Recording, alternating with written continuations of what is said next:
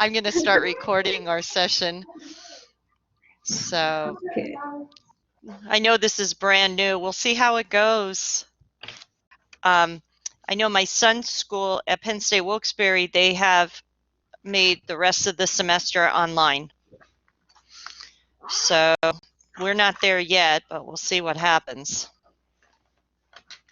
Hopefully we aren't online the rest of the semester, but Oh, please, I hope not.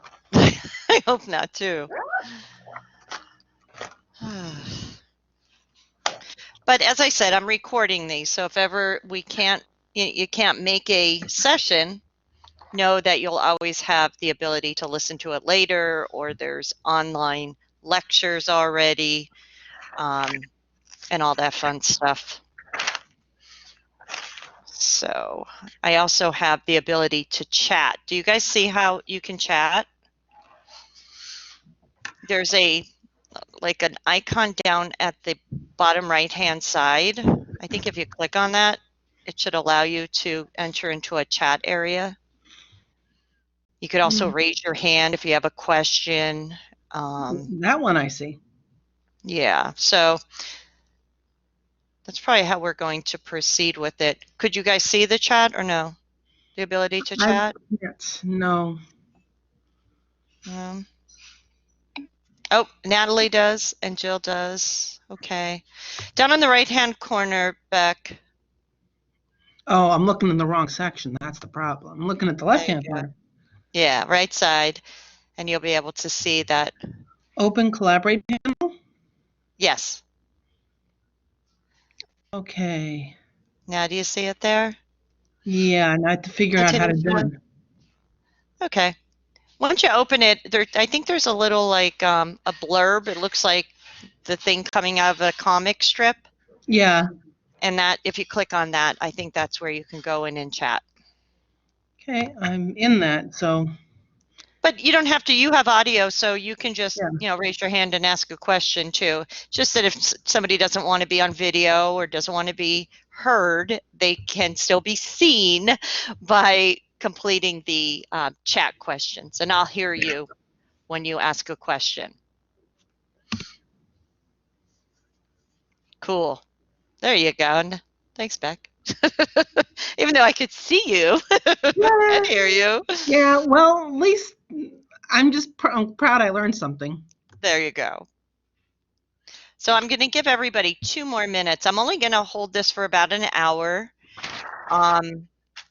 And hopefully then we could get back on track with just our regular meeting time and have class. That would be nice. See how it goes. Yeah. And then if any testing occurs, it will happen online. But like I said, hopefully we will be back in the classroom quicker than what I'm seeing soon. I am terrible at online tests. Well, I'll work the best with I can with everybody. If some people do want to come in and take the test, the school is open. I can go in. Technically, I can. I don't know if they'll be too happy with me doing it that way, but we, there's the problem ways. For me is the timing, the time clock. Gotcha. Yeah. Well, I can work around that. Let's see. Tanisha, do you have a question? No, I'm sorry. I clicked it by accident. You clicked it? Okay, cool. That's okay. Now you know how to use that little function. And I never had somebody raise their hand before in here, so I'm trying to make. What's that? That's great. Wrong button. Well, how was your vacation? It was very nice, thank you. We did have a beautiful weather, beautiful time, and it wasn't too bad staying on the ship an extra 2 days.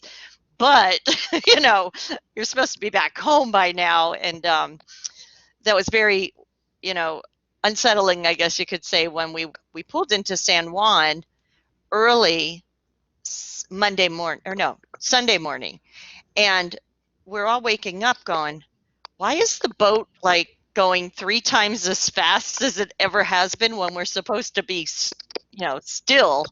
And then the captain came on and told us it was the governor of Puerto Rico didn't want to just let us off the ship. They wanted to do some kind of, screening, whether it be testing for the virus or quarantining the ship for a couple days and testing everyone.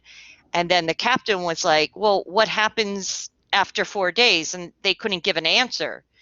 So they made the decision, the best route, even if we're quarantined, is to be in the United States, which no one on our ship ever got sick. There was no issues, no problems, but it was just Puerto Rico, we're battening down the hatches there. So we made it to Miami, got off the ship, no problems, got on a flight, got home last night. So I'm glad we're back.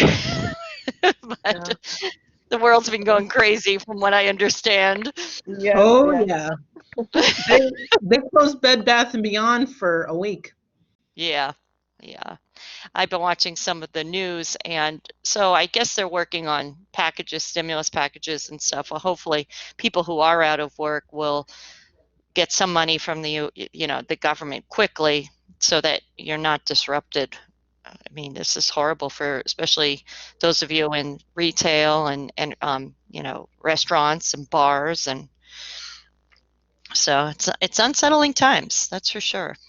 So we'll see what happens. But well, we could talk about that for an hour, right? But we all joined together to talk about accounting. So there's probably about 10 of us, I guess.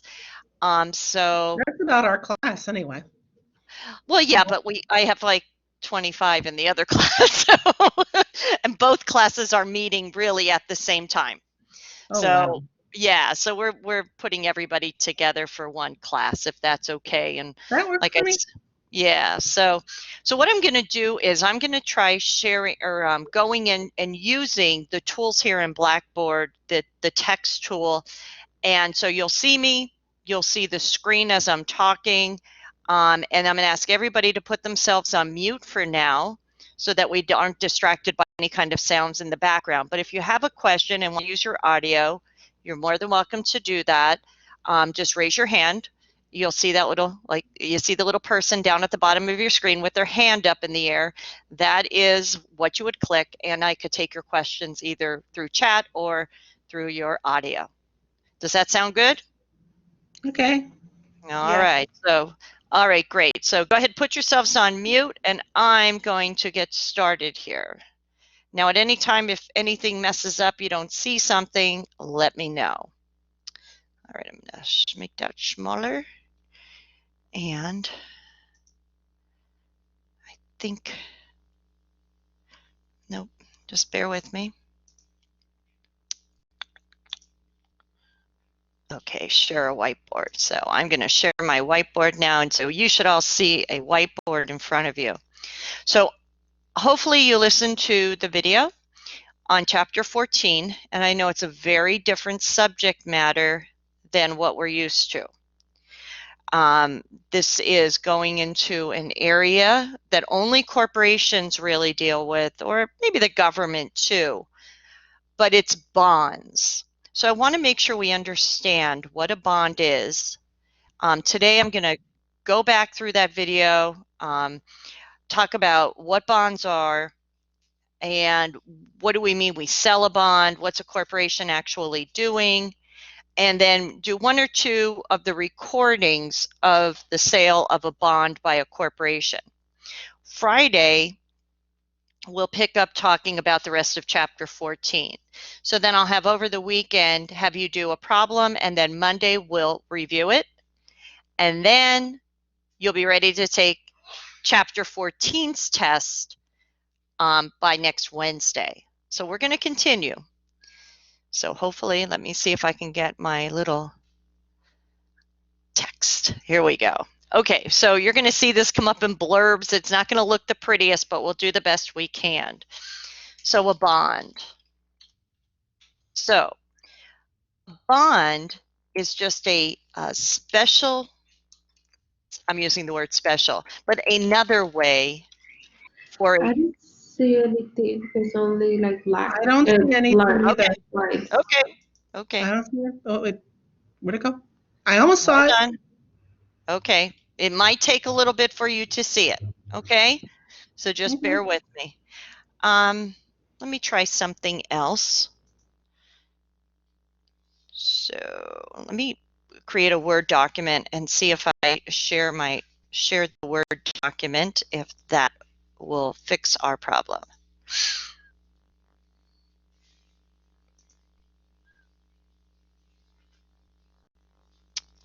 Come on, where are you? Entire screen. Okay, I'm gonna lower that. Ah, you don't want to see that. Let me do this. Okay, let me go back to sharing my whiteboard and just give it a second to come up. It may be slow going through the internet and coming over to you, okay? So a bond, again, is another way for a company to raise money. Do you see it now? No, I just see a whiteboard. No, I just see a whiteboard too. Okay. Oh, hold on. Natalie, you see it?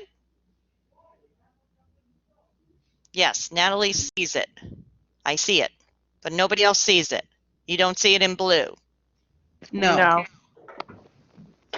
It could just be, all right, let's see. Can you hear me, Lori? Hi, Anos. Yes, I Hi. can. Yeah, I can see your picture. Okay. If Oh, you wait, now I'm go, getting yes, yes, yes, I see it. So,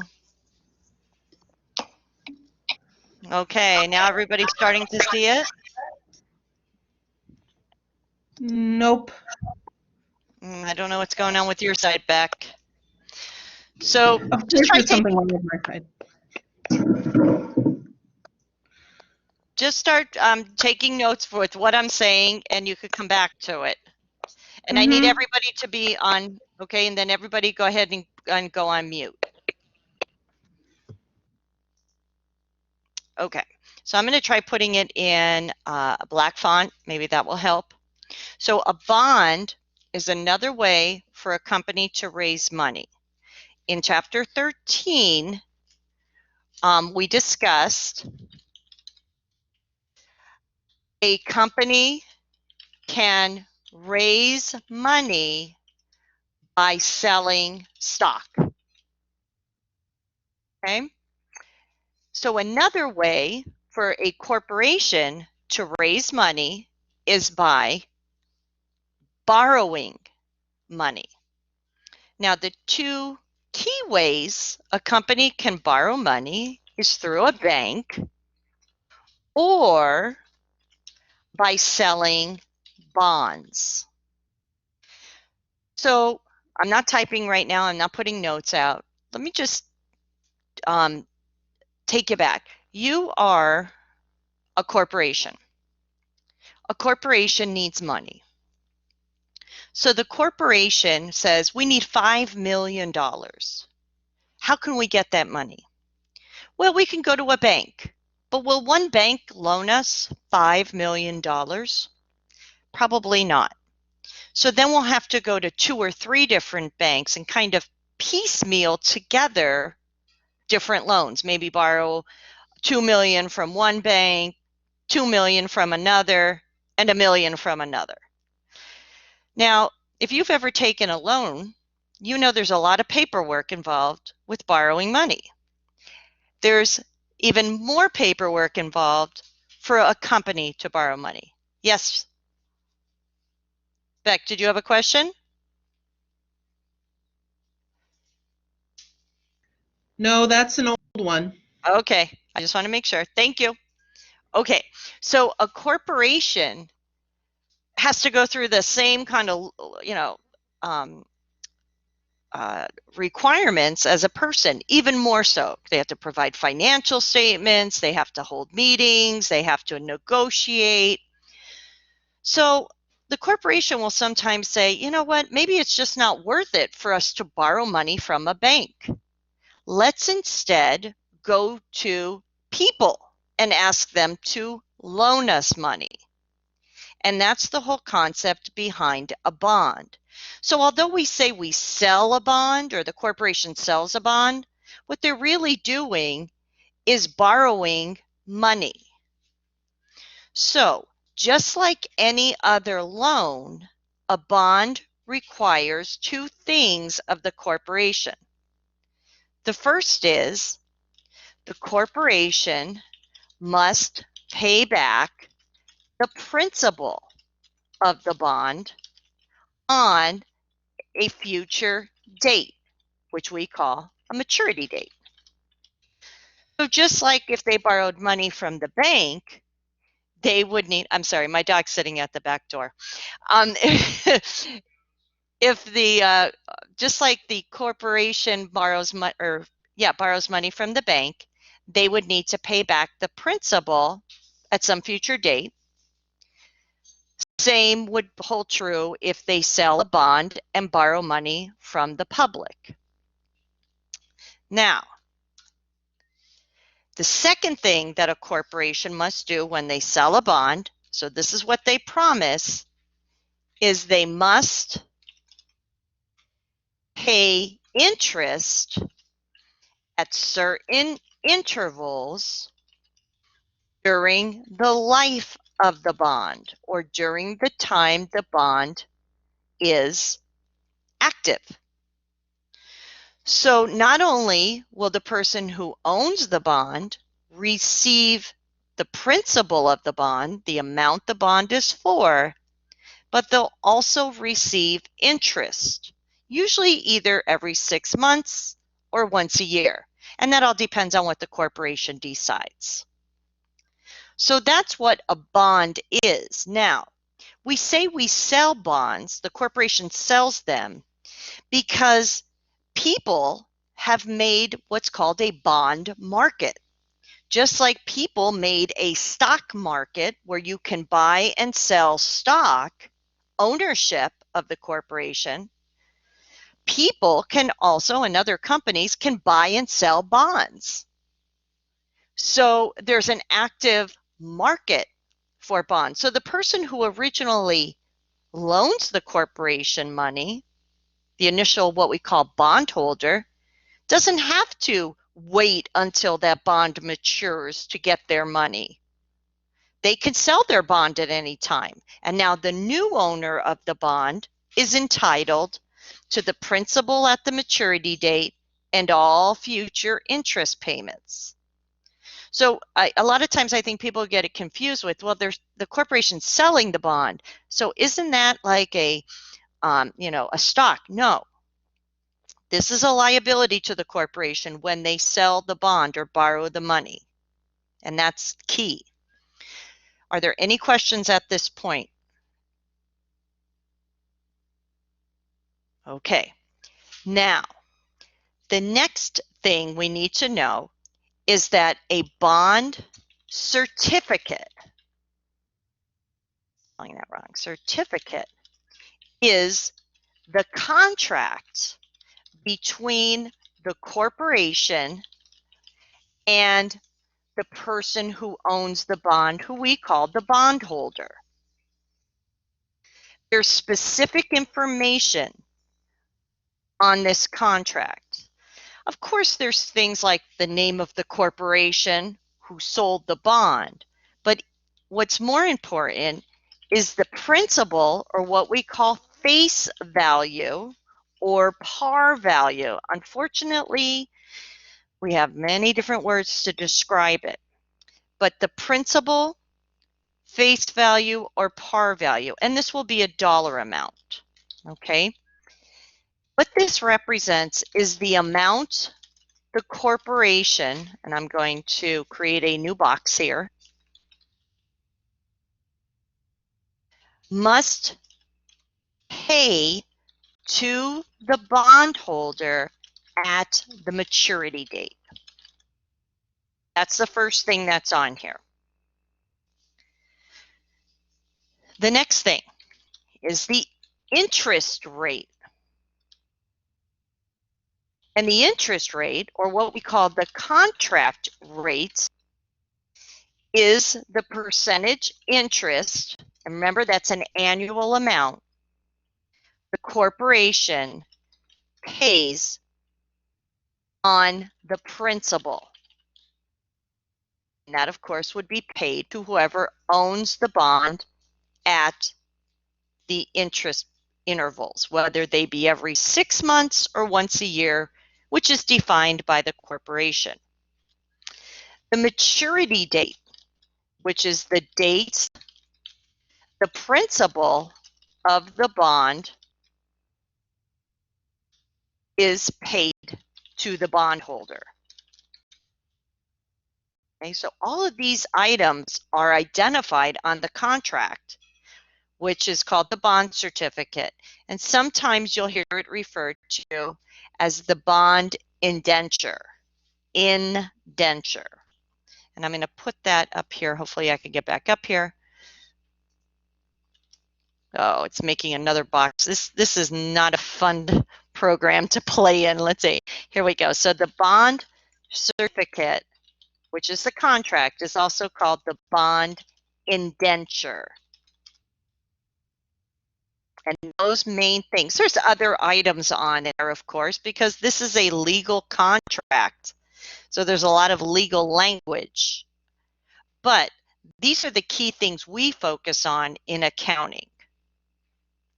So the bond certificate, the key things, the principal, or what we call the face or par value, which is the amount that must be paid back by the corporation on the maturity date to the bondholder. The interest rate, which is the percentage we use to calculate the interest payment to the bondholder, and the maturity date. Now, there's one more thing we want to tell you, and that is the interest interval. So on the bond indenture or certificate, it will say semi-annual or annual interest payments. I'm sorry, interest what? Payments. So will the interest payment be made once a year or twice a year? So semi-annual would be twice a year, annual would be once a year. Thank you. So that's called, the interest payment. Yes. Okay. Thank you. You betcha. Okay, so that's some of the information that would be on the bond certificate. So let's take you to the corporation talking about creating this bond sale. As we said, a corporation, it's usually the board of directors who really decides this venture. But they say, we need money. We don't want to go to the bank. Instead, we're going to sell bonds, borrow the money from the public. So let's say today, which is March 18th, the board of directors decides they want to sell bonds. Now, most bonds have a principal of $1,000 each. So when a corporation sells bonds, they're selling many bonds at one time. They're not just selling one. But to keep our computations easy, so we could focus on the whole concept, we're going to pretend our board of directors is going to sell one bond. It's going to have a principal amount of $100,000 because that's what they want to borrow. So board of directors wants to sell a bond for $100,000. That's today, March 18th. They don't grab a piece of paper and start selling a bond, okay, today. They just don't go out and sell it the day they decide. There's a lot of things to consider because, first of all, they need to determine, can we afford to pay interest on the bond? And what interest rate should we pay interest at? And even more so, when should we pay the principal back? So there's a lot of discussion happening. The finance people are involved. The legal team is involved because they want to make sure they could accommodate everything around this bond. But at some point, they have to try to predict the interest rate that would be occurring when they actually decide to sell the bond. And this company has decided they're going to sell the bond on May 1st of 2020. That will give them enough time to get all the information together they need, have the legal team do all the write-up on the contract, because remember, a contract is a legal document. The lawyers have to write that up. Then it needs to be sent to the printer to be printed, because it is a very pretty document with seals on it and, pictures and all. And seals, I mean corporate seals, not, aquatic seals, So it's going to take them a few weeks to get the information together. So the key thing they're doing right now is trying to figure out, what do we think bonds like ours will have as an interest rate on them on May 1st? So they're guessing. So let's say they've guessed that the interest rate, their best prediction is that the interest rate will be 8%. And what this means is, we call that the market interest rate. The company is thinking that bonds like theirs of other corporations will all have about an 8% interest rate on them.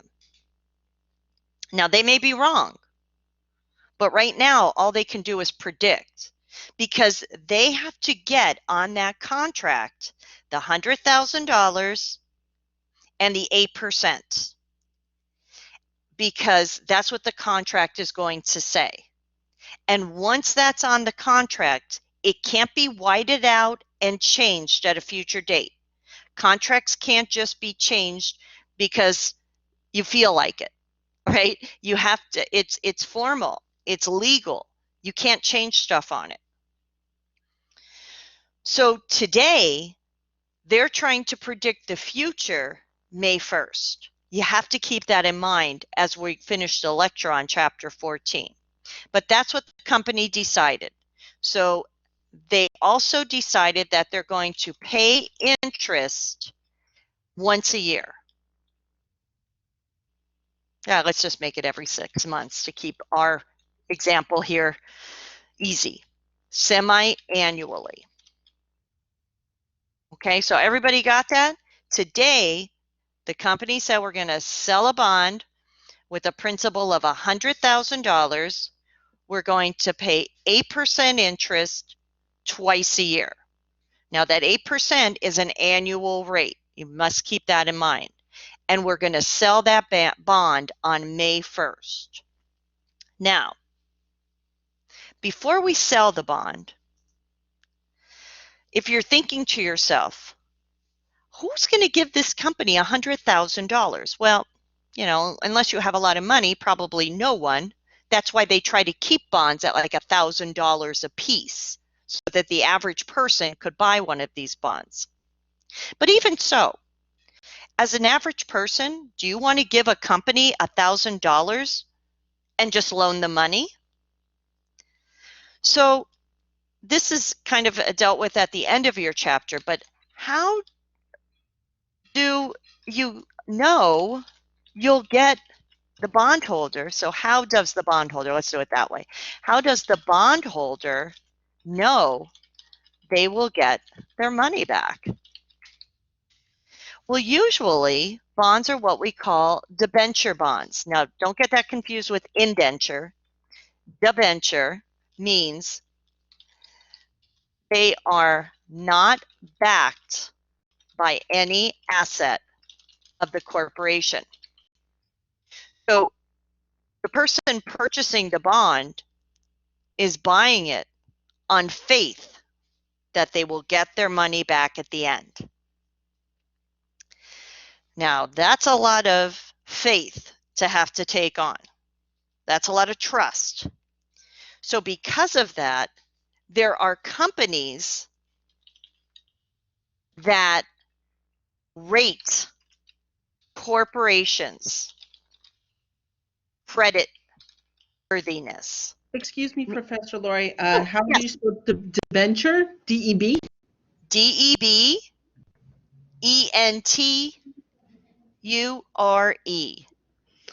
Okay.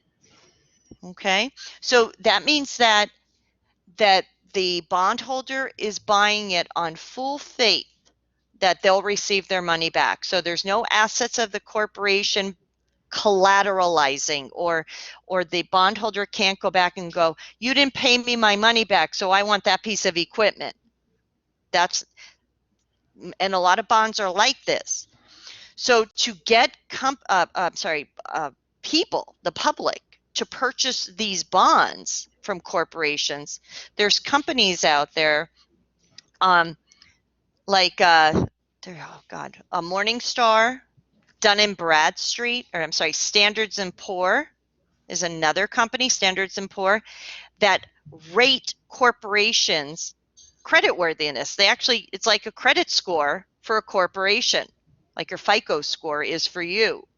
So you can see, I'm going to loan this company money by borrowing their bond. What's the chances I'm not going to get this money back? Or what's the chances I'm going to get this money back? So you need to know that going in, and most bondholders know that going in. So they're only going to want to buy bonds from companies that they feel very comfortable will pay them back.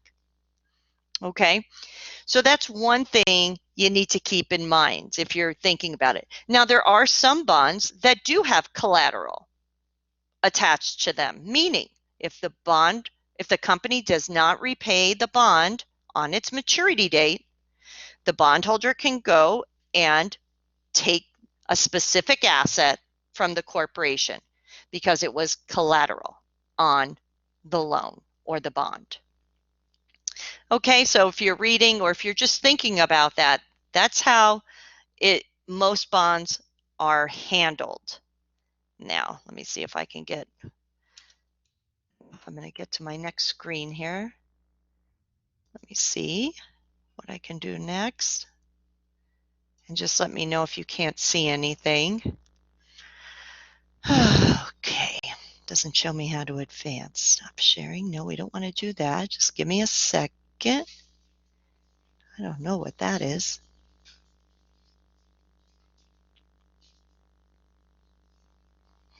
Oh, I'm going to erase. I've got a little eraser. So I'm going to erase this screen. Now remember, I'm recording this, so you can always come back and watch it if you miss something. Now, let's sell our bond. Let's see what happens on May 1st. So I'm going to go back to my little text. So on May 1, I'm going to put this information in. Let's say we're Corporation A sells a $100,000 face value. Remember, that means the same as principal. Face value bond, 8% contract. Remember, that's the contract interest rates. That's the interest rate on the bond certificate. Paid semi-annually. So May 1st, so June, July, August, September, October, November. So the first interest payment will be on 11/1. And then the next interest payment will be on 5/1. Okay. Let me see if I missed anything. Corporation A sells a $100,000 face value bond, 8% contract interest rate. Okay, so now the next part, at 100% or at 100. What that means is on May 1, when they sell the bond, it was sold for 100% of its face value. So what the face or principal is what they sold it for. So face value is 100% or principal is 100%. And if it sells at 100%, it's sold for $100,000 in this case. That could be different. And we're going to talk about, we'll start introducing you to that today and then wrap it up on Friday, let you digest it a little bit. But for now, let's say the bond did sell at its face value, $100,000. So now the corporation has to come back, and here we are, back to journal entries. So on 5/1, the corporation will debit cash. Oh, there we go. Okay, for $100,000 because they sold it for $100,000 cash, and that's what they received. On that day, when they received, the corporation receives the $100,000, they're going to credit the liability account bonds payable because as of the day they borrowed this money, they owe it. Bonds payable is usually a long-term liability. That's the thing I forgot up in the top, the maturity date. Let me add that up here. Hopefully I can. Okay. The bond matures in 5 years. And that's normal. Bonds don't usually mature quickly. They could be 5 years or 10 years or 20 years. What are they promising in 5 years? To pay back the $100,000 face value or principal of the bond. So there's what happens the day the bond is sold. We debit cash for the amount they sell it for, and we always credit bonds payable for the principal or face value of the bond. Now, the next significant date related to Corporation A and this bond is November 11th. Or I'm sorry, November 11th. November 1st. November 1st. What's happening on November 1st? They're paying their first interest payment that they owe to the bondholders. So first, let's calculate the amount of the interest payment. And just like any other time you calculate interest, you take the principal of the bond or face value times the contract interest rate. And the contract interest rate is the amount on the bond certificate. And then times time if it's more than once a year, which in our case is. So the interest amount would be the $100,000 face or principal of the bond times 8%. Now, if we paid interest once a year, that would be it. But since we're paying it twice a year, we have to split that 8% into 2 separate payments or every 6 months.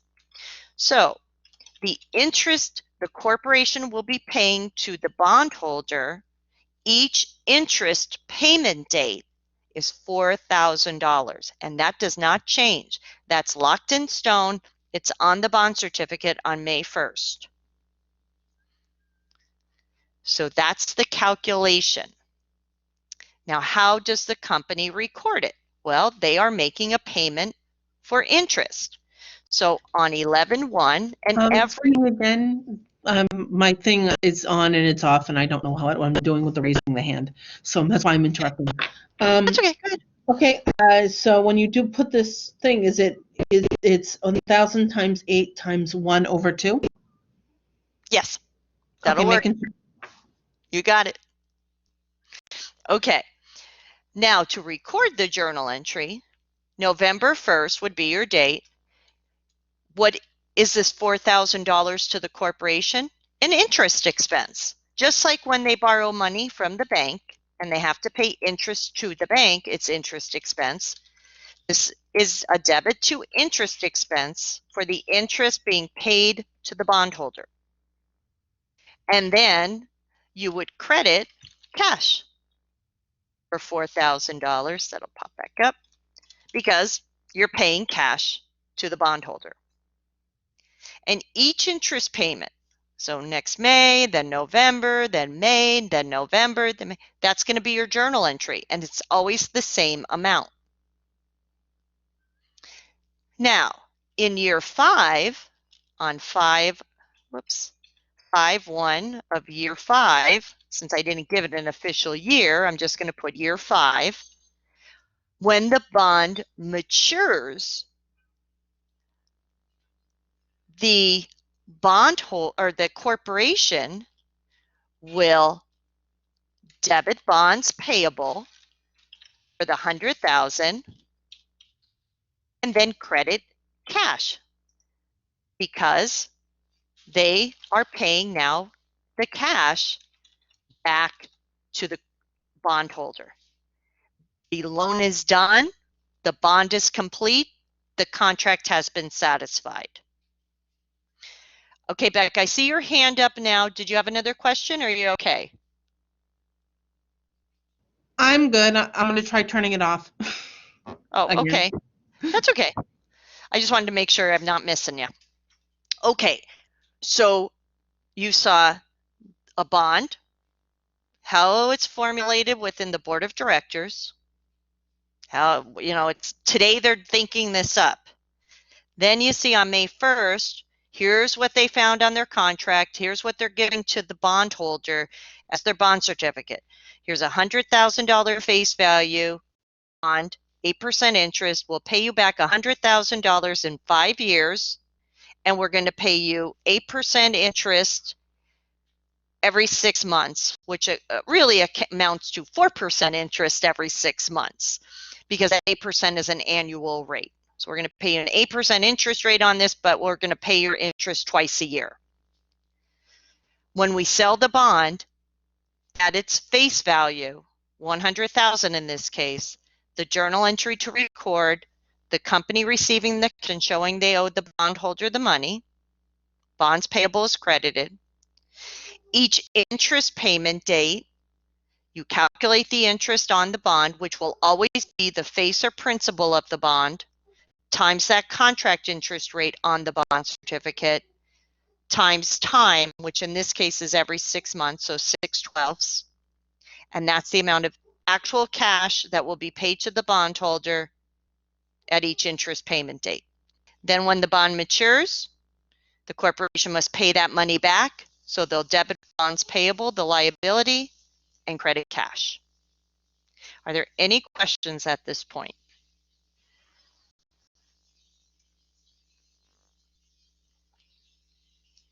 Awesome. All right, so let's kick it up a notch. How about it? You ready? I'm glad you're all not sitting in front of me. Okay, so I'm going to, let me see, I think I'm going to copy. I'm going to maybe change some stuff here. Now I'm just going to erase. Start over. Okay. So now, if you're sitting there going, how could she kick this up a notch? Well, we saw a perfect scenario in our first illustration. The bond sold for its face or principal amount. Sometimes that doesn't happen. Let's set up the same May 1st. Corporation A sells a $100,000 face value bond, 8% interest rate, and that's still the contract interest rate because it's the amount on the bond certificate, semi-annually on 11/1 and 5/1, 5-year maturity. Okay, so it's going to mature in 5 years. But they sell it at 98. So that would be 98%, not 100%. So that's the only thing that changed. They're not selling it for its full face value. We need to understand why that would happen. So before we do any journal entries here, why would a bond sell for less than, so not at 100%, but at 98% of its face value? There's a very important thing that happens on May 1st. May 1st, when we sell this bond, which is the sale date of the bond, bondholders are looking at all the corporate bonds being sold on May 1st. One similar to yours. And they're saying, well, what interest rate is on those bonds? Remember, you predicted that 8% interest rate. You were hoping everybody else was offering around an 8% interest rate.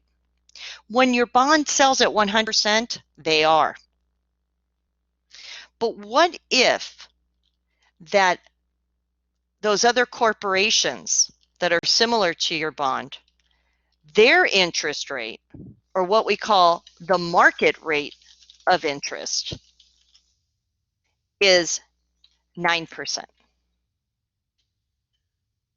So that's what you're trying to predict today when you're creating your bond. What's the market rate of interest? And market rate of interest is just the term we use to describe the interest rate overall of everybody else in the market, almost like the average interest rate of all the bonds being sold on May 1st. And it just so happens you guessed wrong. The board of directors thought it was going to be 8%. Here it's 9%. Well, the corporation can't go get the whiteout and put whiteout over the 8% and change it to 9%. No. This is locked in stone. You've printed your bond certificates. You've done all your research and predictions based on 8%. You can't just go change it May 1st to 9%.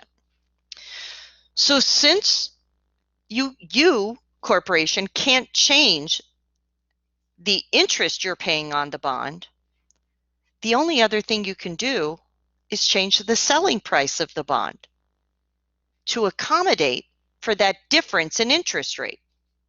Now, why would you want to do that? Well, look at it from the bondholder's perspective, the person buying the bond. Today, a person could take $100,000 and invest in some other bond offering 9% interest. And what would their annual interest be? $9,000. Or you can try to sell them your bond for a full $100,000 at 8%, and you're only going to be giving them $8,000. Now put yourself in that bondholder position. Which bond would you rather buy? The one that's giving you 8% interest or 9% interest? And I think we all know the answer. We would rather buy the one giving us 9% interest. So the corporation says, we're not dummies, we know that. We can't change that interest rate though. It's locked in stone. So what can we do instead to get someone to buy our bond? Don't sell it to them for the full $100,000. Sell it to them for less than 100%. And that will entice people to invest their money into our bond. It's called discounting the bond. And the reason it happens is because the corporation selling the bond's interest rate on their bond is lower than what everybody else the same day is selling theirs at. And that's an average interest rate, by the way. Okay? So there's not 10 other corporations there that are all saying 9%. No, it's just an average. It's just that yours is less than the market. So what happens the day we sell this bond? Well, now, how much cash will the corporation receive the day the bond is sold? It'll be the face value or principal times the percentage it sold for, which in this case would be 100,000 face value times 98%, the 98. So the corporation is only going to receive $98,000 today. What you need to remember is they still need to pay back $100,000 in the future. They're locked into paying that. So as a person looking to invest or purchase this bond, I could say, well, I could give them $98,000 today and I'll get $2,000 more back than I gave them up front, plus all that interest. And that's how we make up for the difference in the interest rates. In the end, trust me on this, you're not going to be able to calculate it because it's very complex finance calculations. But in the end, the bondholder will really receive a 9% interest rate on this bond because they paid less for it up front and they're receiving more in the end. So it all evens out, but it has to be done through the selling price of the bond. So what happens on May 1st? Well, the corporation is only going to receive $98,000 in cash. So they debit cash for $98,000. Now, your debits and credits are going to be out of order here, and that's okay. They're going to credit bonds payable for the full $100,000 because, as I said in our first example, you always credit your liability account bonds payable for the full $100,000. So where does the difference go? It goes into a contra liability account called discount on bonds payable. And I'm just going to put BP there because I'm running out of space. But we debit discount on bonds payable. Again, it's a contra liability account. It's a contra account to bonds payable. Now, let me explain what it is. It's really interest. So discount on bonds payable is a holding area for interest. You're sitting here going, well, no, it's the difference between what we promised to pay back, $100,000, and what we got today. Yeah. And why was there a difference? Because the interest rates are different. So this is really interest. But we can't debit interest expense today because of the matching principle. Remember, the matching principle says, or expense recognition, record an expense as it happens. Well, all the interest didn't happen on May 1st. It happens over the life of the bond. So we will be showing that $2,000 as interest expense, but not today. Today, we debit discount on bonds payable.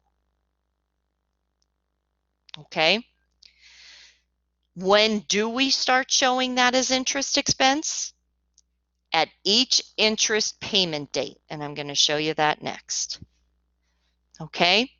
So, just to review that, sometimes a bond will sell below its face value, and that happens when the interest rate on bonds that are similar on the day of the sale have a higher interest rate, or market interest rate overall is higher than what's on our bond certificate, and we are locked in to pay. Since we can't change our interest percentage on our bond certificate, we change how much we sell it for. So we sell it for less and record that difference between the cash we receive and the amount we owe as in a contra account called discount on bonds payable. We will recognize that discount on bonds payable over the life of the bond on the interest payment date. Now, let's go to that date because we got a few minutes left here. On 11/1, our first interest payment date, two things are going to happen. The first thing is we're going to record the payment of the interest to the bondholder. We're still got to do that, just like we did in our last example. The second thing that has to happen is that we will transfer a portion of the discount on bonds payable to interest expense. So each interest payment date, those two things are occurring.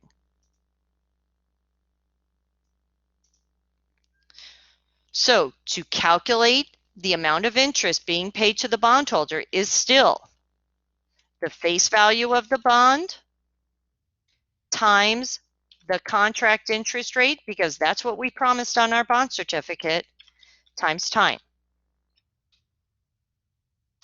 So the amount of cash being paid every 6 months is still $4,000.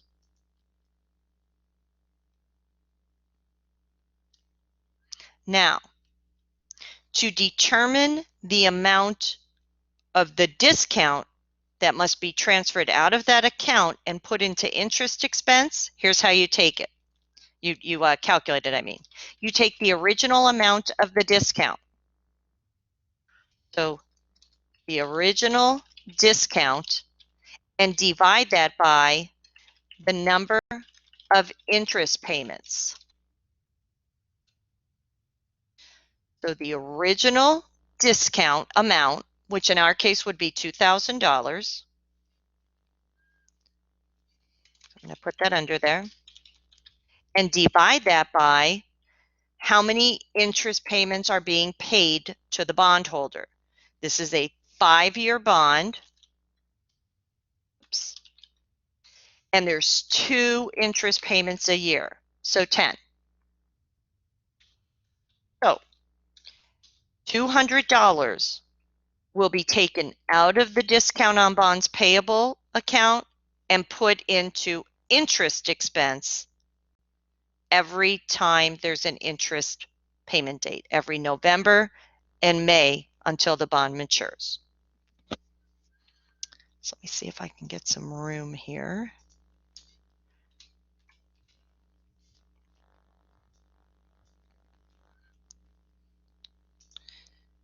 So let me know if you are not able to see this. But my journal entry then. I'm not able to see anything. Well, I mean, I know you're having a problem there, Beck, but I mean, I'm at the bottom of my screen here.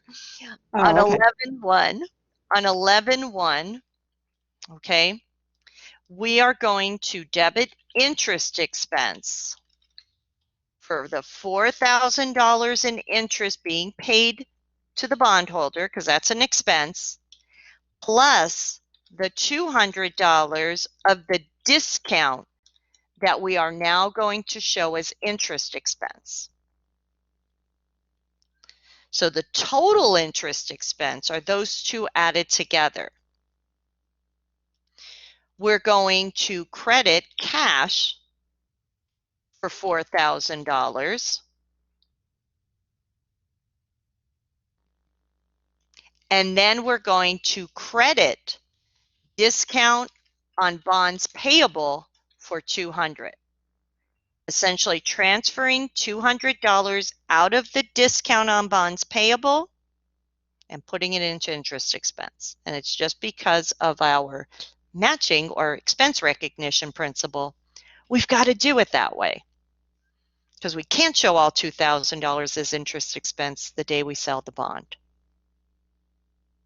So that's the snafu that happens when these interest rates are different the day we sell the bond.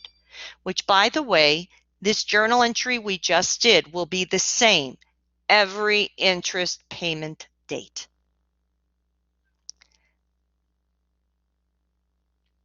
Now, I don't want to erase the whole thing here. I've got to play around with this myself. They got all kind of crazy stuff up here.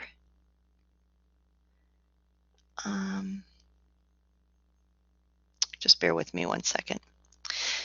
The one thing you have to keep in mind is, remember, every interest payment date, what's happening? Well, we have if you did a T account, and I can't do one here, but just say you grabbed a piece of paper right now and did a little T account, and you put discount on bonds payable. It originally starts with a debit balance of $2,000. Every interest payment date, it's going to be credited for $200. And if you credit that account 10 times $200, because there's 10 interest payments, the balance will be zero when you're done with your last interest payment. And that's what should happen.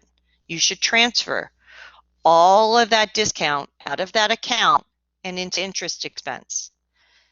Then when the bond matures, just like we saw in the last example, we would debit bonds payable, credit cash for the $100,000. Our bond is all done. So I know that's stepping it up a notch. And the other way, and we're going to look at this on Friday because I'm running out of time now. I know, I told you an hour. The other way that this could sell is above 100%, or at what we call a premium. So I'd like you to go now, and if you haven't already, start practicing some of those exercises, start really trying to digest this, and then bring your questions back on Friday, and we could finish talking about what happens if this bond instead sells above 100%, and wrap up talking about the sale of bonds and really the guts of chapter 14. Are there any questions right now? Yes, please. Yes, go ahead, Anas. My question is like, this video, it's going to post it? The same video recorded or post it, or no, like it's gonna be just the live and it's not gonna be, we're not gonna see it anymore or watch it anymore, sorry. Wait, I'm sorry, say that again? I said, are we able to watch the video, like what you give us today? Are you gonna Yes. record it? Yes, it is recording right now.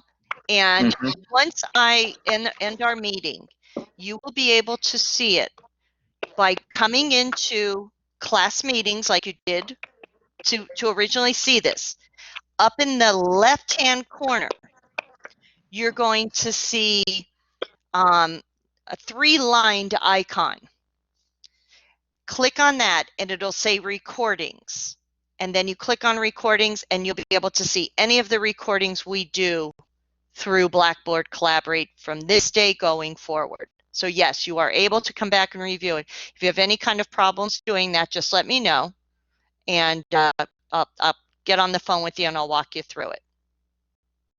Okay, clear. All right. And yeah, clear. And homeworks, there is the due date and everything the same as always, right? Well, I need to get in there. I'm in like triage mode right now. So I was trying to get to emails and everything. So let me go into the Connect. I'm seeing that we will lecture some more on Friday, review a homework problem on Monday, and have you do chapter 14's test by Wednesday night. That's what I'm seeing right now. And you'll finish it on Connect. Okay? Okay, so the test for chapter 14, it's gonna be Next Wednesday night. Yes, 1 week today. Okay. And I'll put an announcement in Blackboard. I need to do that for everyone because there's many of you that, many people who aren't a part of this today, maybe for whatever reason. And then, I know some people are emailing me saying, just because of money situations and stuff, there may be issues with even having access to the internet. And all I can tell you right now is just hang in there. Let me know if you have any issues with that going forward, and I'll work with you. This is a unique time for all of us. So we'll just take it day by day. But I want to continue our learning process and not leave you behind, or, so we can finish on time and you'll have the material you need. Okay? Anybody else? Yes, Professor, I know we, according to the school email, we didn't have classes until further notice, but one of my professors had emailed and said that we will be meeting up on Friday. I know the original email said we return back to classes on Friday, so are we still out No, on Friday? we are still out till further notice. Yes. I have a feeling, I hope it isn't, Penn State has already gone through a full, we're going online for the rest of the semester. I pray that's not what happens with us, but I wouldn't doubt it. So this may be the rest of our semester, the way we're conducting class now. But once I hear more from the school, I will let you know. But the school is officially closed. I could go in and do some stuff if I want to. I'm not going to, though. I was out of the country for 2 weeks. I'm keeping myself away for at least 2 weeks, just to make sure. Okay, Right. so from my end, we won't meet until at least 2 weeks out. Okay. All right. Thank you. I'll keep you posted. Thank you. Anything else? Well, thank you, everyone. Now, I would like to, I'm going to hold our next meeting, I think, 10 o'clock Friday. 10 a.m. on Friday. So if there's anybody who has a conflict with that, as I said, we do the recording, or, if you wanted to meet one-on-one with me, I could work something out with you if you're not able to do that. I'm not sure how many professors are actually utilizing Blackboard Collaborate. I'm going to guess not many. But if you are having a class during that time at 10 a.m. and you can't show up, I understand. Just like I said, just try to keep up with it, and we're just going to take it day by day. All right, guys. Well, thank you. And I'll see you, quote, see you on Friday. Have a good afternoon and be well. See you Have on a good day. Friday, Professor Lori. Okay, See bye. you on Friday. Thank you, Lori. You're very welcome. Thank you, Professor Dunn. Welcome, You're welcome, Cal. welcome back to United States. Thank you. Almost didn't make it on us. I'm glad you are okay, and I hope like everything will going well. Yes, thank you. Thank you very much. All right. Bye-bye now.